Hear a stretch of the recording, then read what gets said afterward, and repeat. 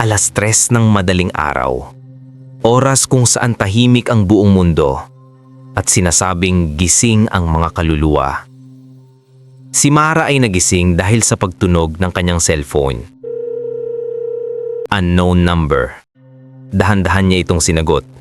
Ngunit wala siyang narinig kundi isang mahaba, malamig na hingal. Pinatay niya agad ang tawag. Inisip na baka prank lang. Ngunit makalipas ang 5 minuto, muling tumunog ang cellphone. Pareho ulit. Walang boses, kundi hingal lang.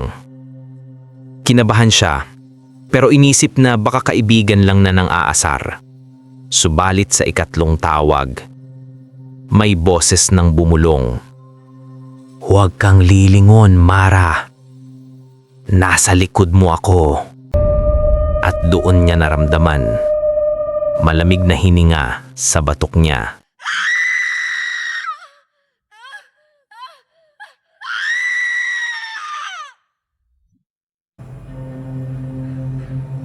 Si Mara ay isang photographer. Mahilig siyang kumuha ng mga abandoned places, mga lumang bahay, sirang gusali, at mga lugar na halos walang pumupunta. Isang araw, may natanggap siyang project. Isang matandang lalaki ang lumapit sa kanya at nagpa-picture daw ng lumang bahay nila sa probinsya para raw may remembrance. Dahil malaki ang bayad, pumayag si Mara. Pagdating niya sa lugar, tahimik. Ang hangin, malamig. Ang bahay, kulay abo at halos guguho na. Pero may kakaiba. Sa itaas, sa bintana, parang may babaeng nakasilip. Akala niya may nakatira pa. "Hello? Tao po?" Sigaw ni Mara. Walang sumagot. Tanging hangin lang ang maririnig. Kinuha niya ang camera at nagsimulang magpicture. Pagkatapos ng ilang shots, napansin niya sa viewfinder. May babaeng nakatayo sa likod niya. Mabilis siyang lumibon. Wala naman. Pinunasan niya ang lente. Siguro reflection lang. Bulong niya sa sarili. Pag-uwi niya, agad niyang inedit ang mga litrato. Pero sa bawat kuha ng bahay, laging may isang babaeng sa likod.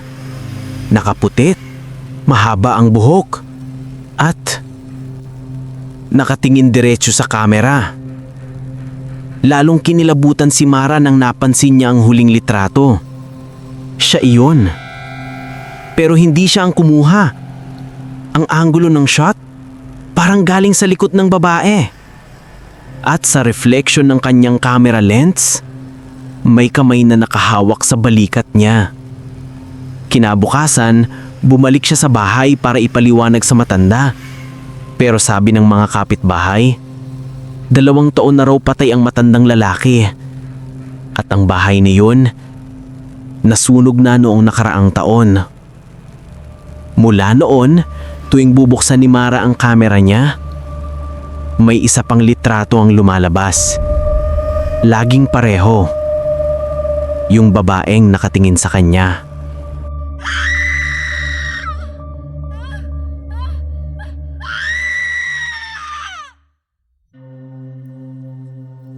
Si Rina ay isang call center agent sa Mandaluyong. Dahil sa night shift ang schedule niya, sanay na siyang umuwi ng madaling araw. Tuwing 3:00 pang umaga, sumasakay siya ng bus pauwi sa Antipolo. Kakaunti na lang ang pasahero sa ganitong oras. Madalas, 3 o 4 lang silang nasa loob. Isang gabi, matapos ang sobrang pagod na shift, sumakay siya sa bus tulad ng dati. Pag-upo niya sa gitna, napansin niyang may matandang babae sa bandang dulo, nakaitim at tila nakayuko lang.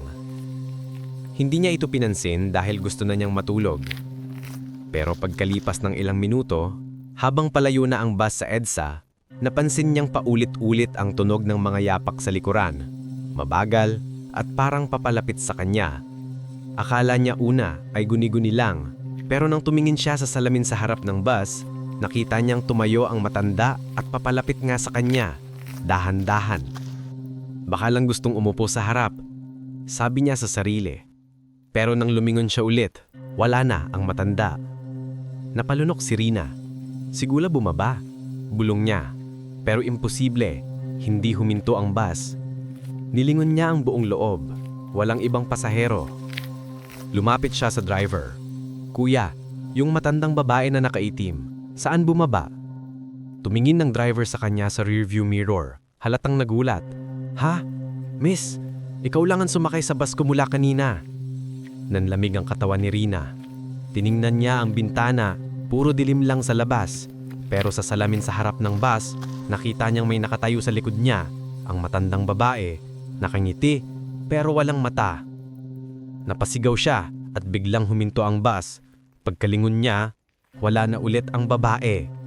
Bumaba siya agad at tumakbo, halos maiyak sa takot. Pagdating sa bahay, kinuwento niya sa kanyang mga kaibigan sa trabaho.